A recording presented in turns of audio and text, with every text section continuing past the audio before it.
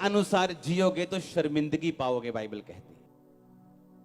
इसलिए पौलुस ने कहा अगर मैं अपनी देह को मारता कूटता और वश में लेके आता हूं, ऐसा ना हो कि मैं औरों को प्रचार करके खुद किसी रीति से क्या ठहरूं, निकम्मा ठहरूं। आप एक क्रिश्चियन हैं, आपकी ये सीट है एक विश्वासी होने की। आपके पड़ोसी को मालूम है आप भी विश्वासी हो, पर किसी दिन आपको गुस्सा है और आप गालियां निकाल रहे हो अपने मोहल्ले में, इसका मतलब आप निकम्मे हो। क्यों? कहता मैं अपनी देह को मारता कूटता और वश में लाता हूं ताकि मैं दूसरों को प्रचार करके खुद निकम्मा ना ठहरूं। आपकी लाइफ के कुछ मिरेकल्स, कुछ काम, कुछ हीलिंग्स, कुछ साल्वेशन फैमिली की तब होती हैं जब आप अपने शरीर के ऊपर काबू करते हो। कुछ मिरेकल्स आपकी लाइफ में ऐसे ही एंटर कर जाते हैं जब आप अपने शरीर के ऊपर क्या करते हो, काबू करते हो। पौलुस ने कहा मैं अपने शरीर को काबू करता हूं ताकि मैं दूसरों को प्रचार करके खुद किसी रीति से निकम्मा ना ठहरूं। प्रभु यीशु मसीह ने कहा जो मेरी सेवा करेगा मेरा पिता उसे क्या देगा, आदर देगा। अब परमेश्वर की सेवा करने का मतलब यह है आत्मा से जीना, क्योंकि हर बंदा पुलपट पे आने के लिए चुना नहीं गया, पर हर बंदा प्रचार करने के लिए, यीशु मसीह का नाम बताने के लिए, परमेश्वर की हीलिंग करने के लिए चुना गया। एक विश्वासी भी हाथ रख सकता है, लिखा मेरे विश्वास करने वालों में ये निशान होंगे, या वो भी प्रार्थना कर सकता है अगर उसको हाथ रखने की अगुवाई नहीं है तो।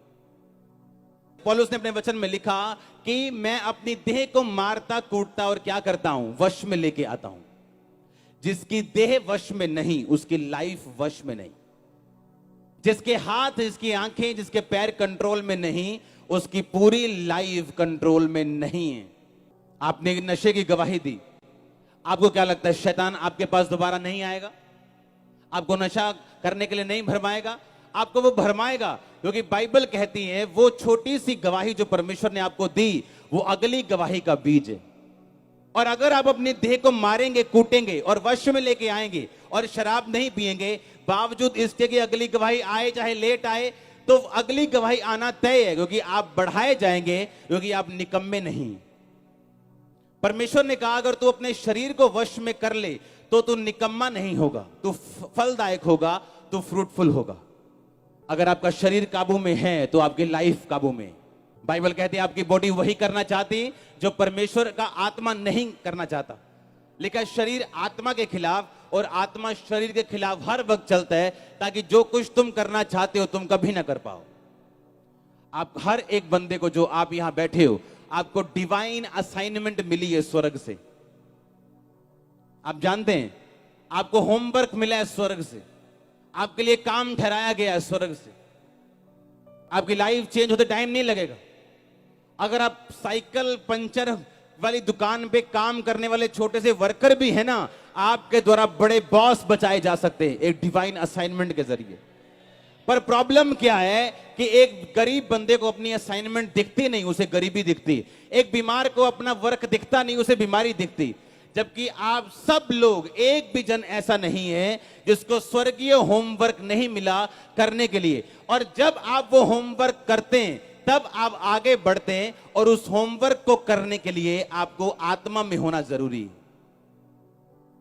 और अगर आप आत्मा में नहीं, आप शरीर की लालसाओं को लिखा पूरा करते हैं, शरीर की इच्छाओं को पूरा करते हैं, तो फिर आपका होमवर्क आप नहीं कर पाएंगे, क्योंकि आपको आत्मिक होमवर्क करने के लिए आत्मिक जीवन की जरूरत है।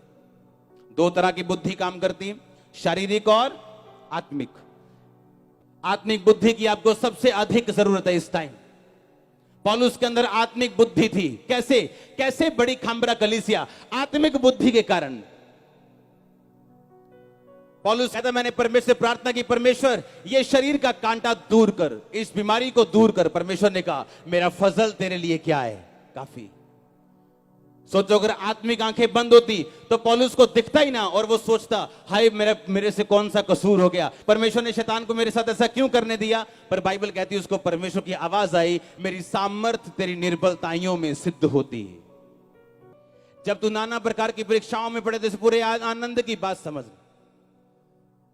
क्योंकि तेरे परखे जाने से धीरज उत्पन्न होता है, और अपने धीरज को पूरा काम करने दे ताकि तू सिद्ध और सिथर हो जाए और तुझमें किसी भी बात की कमी और घटी ना रहे।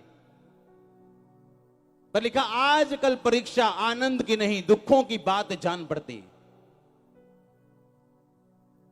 प्रभु से प्यार करते हैं आप क्या? लिखा अगर आप प्यार करते हैं खुदा से और सच्चे बेटे बेटी हैं, वो आपको कोड़े मारेगा, वो आपको जांचेगा, आपको परखेगा। अगर तुम्हारी परख नहीं हुई तो तुम उसकी जायज संतान ही नहीं हो। आप जीतेंगे, आप लड़ेंगे, आप जीतेंगे। परीक्षा के साथ खुदाबंद निकास करेगा, वो आपको आगे बढ़ाएगा। आप परीक्षा में उसके सच्ची बेटियां और सच्चे बेटे बन के निकलेंगे।